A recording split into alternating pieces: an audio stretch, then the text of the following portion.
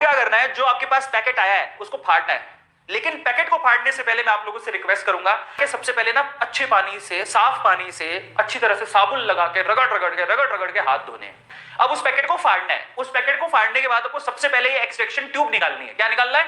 Extraction tube. ये निकाल लेना, ये बाहर निकालना है। और मैं आपको एक बात बताता हूं, इस एक्सट्रैक्शन ट्यूब में ऑलरेडी एक लिक्विड होता है। वो जो लिक्विड होता है, आपको क्या करना है, ये टेबल है नीचे टेबल, आपको क्या करना है, बार बार ऐसे ऐसे कर रहा है। ये मान लो ये टेबल का सरफेस है और ये वो ट्यूब है, ठीक है। अब कैसे करना है, ऐसे देख रहे हो, क्योंकि वो आप किट जो लेके आओ उसमें ये यूं भी हो सकती है, यूं पड़ी हो सकती है, ऐसे पड़ी हो सकती है, वैसे पड़ी हो सकती है। आपको पहले ना सारा लिक्विड नीचे करना है। भैया तुम नीचे जाओ।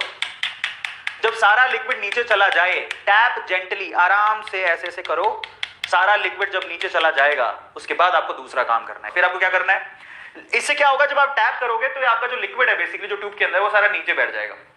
That is getting down, settle down, नीचे बैठ जाएगा। जब नीचे बैठ जाए, ठीक है, तो आपको क्या करना है, फिर आपको करना है सिंपल सा काम। आपको वो नेजल स्वैब लेना है।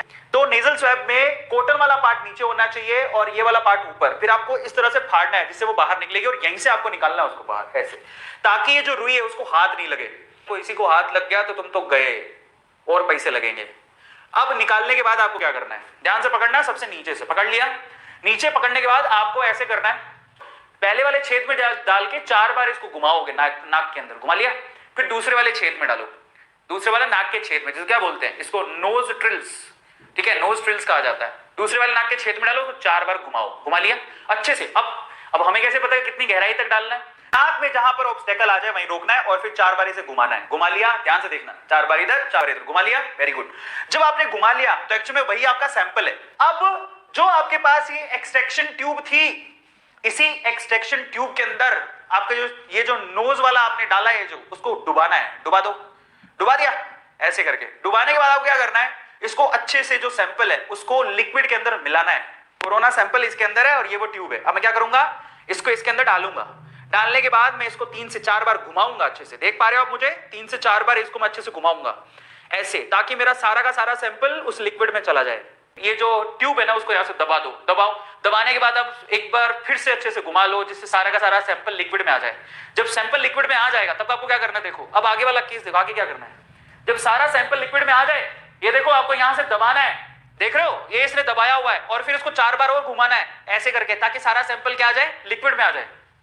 ठीक है, 8 से 10 बार पिंच करके आप इसको अच्छे से सैंपल में डुबा के एकदम सैंपल को तैयार करोगे, क्योंकि जो भी रिजल्ट आएगा इस लिक्विड से आएगा। उसके बाद क्या करना है जरा उसको देख लेना। कर लिया ये काम। उसके बाद आपको क्या करना है, आपको फिर क्या होगा, ये जो लंबा सा डंडा होगा जो आपने अपने नाक में डाला था, जो किट के साथ आया था, नाक में डाला था, उसके ना सेंटर पॉइंट पे ना एक पॉइंट दिया, वहां से आपको इसको तोड़ना है। जैसे मैं आपको तोड़ के दिखा देता हूं, ये देखो, ये ऐसे पॉइंट दिया होगा, यहां से तोड़ो, तो इसको तोड़ देना, ऐसे तोड़ देना। तोड़ दिया, समझ में आ गया? अब तोड़ने के बाद आपको क्या करना है, अब देखो यही सैंपल है आपका। ऑलरेडी आपने क्या कर रखा है, ऑलरेडी उसको अंदर डाल रखा है, यही सैंपल है आपका। ये स्वैब अंदर डाल के उसको तोड़ दिया अच्छे से। तोड़ने के बाद आप उसको ढक्कन लगा के बंद कर दो। ये जो टॉपी है इसकी, जो कैप है उसकी, उसको उसके ऊपर लगाओगे, अच्छे से उसको बंद करोगे।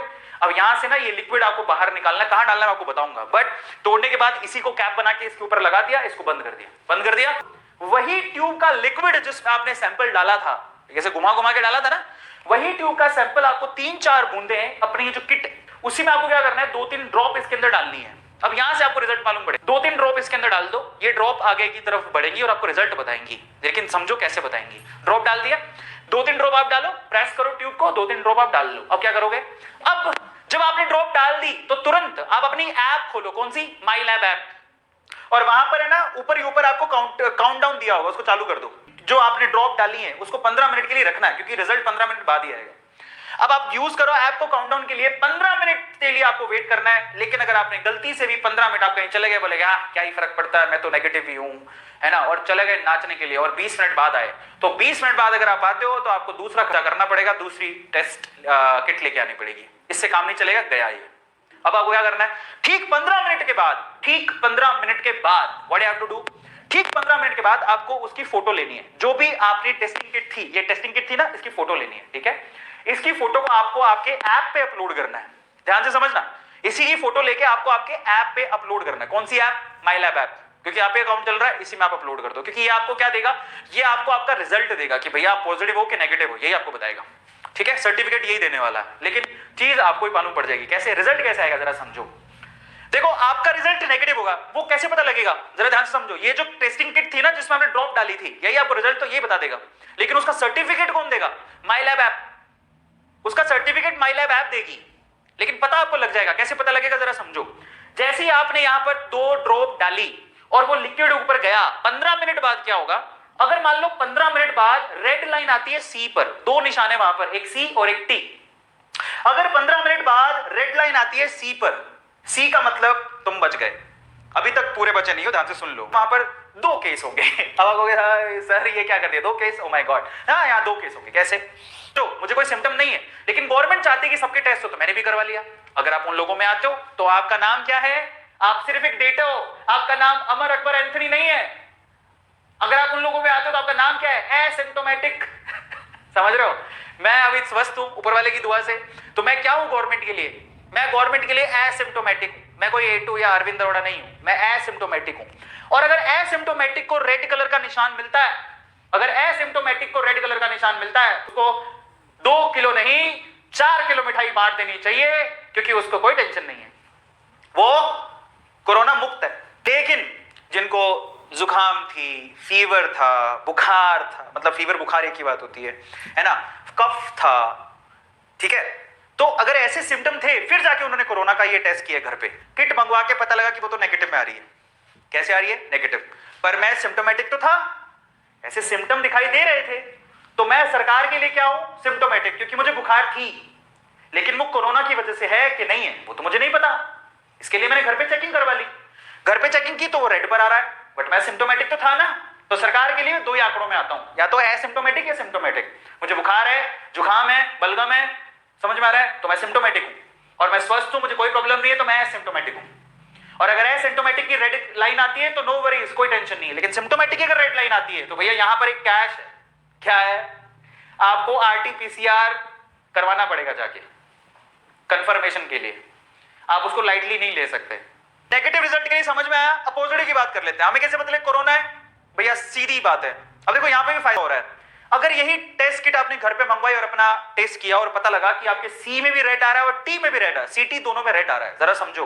पहले तो सिर्फ सी में रेड था, अगर CT दोनों में रेड है तो भैया पॉजिटिव हो आप। अब फायदा क्या हुआ जरा समझो। क्या आपको इसके लिए हॉस्पिटल जाना पड़ा? नहीं, घर पे ही पता लग गया। हाँ, मुझे घर पे ही पता लग गया कि मैं पॉजिटिव हूं। अब मुझे क्या RT-PCR करवाने जाना पड़ा? नहीं, फायदा हो गया। अब मैं अगर पॉजिटिव हूं तो मुझे पता लग गया, इस किट के थ्रू मैं क्या करूंगा? अपने आप को आइसोलेट करूंगा। जरा समझो कितना फायदा हो रहा है। तो अगर हम लोग ना ढंग से दिमाग से सोचें तो हर चीज पता लगती है कि किट क्यों बनाई, क्या कारण है, क्या रीजन है।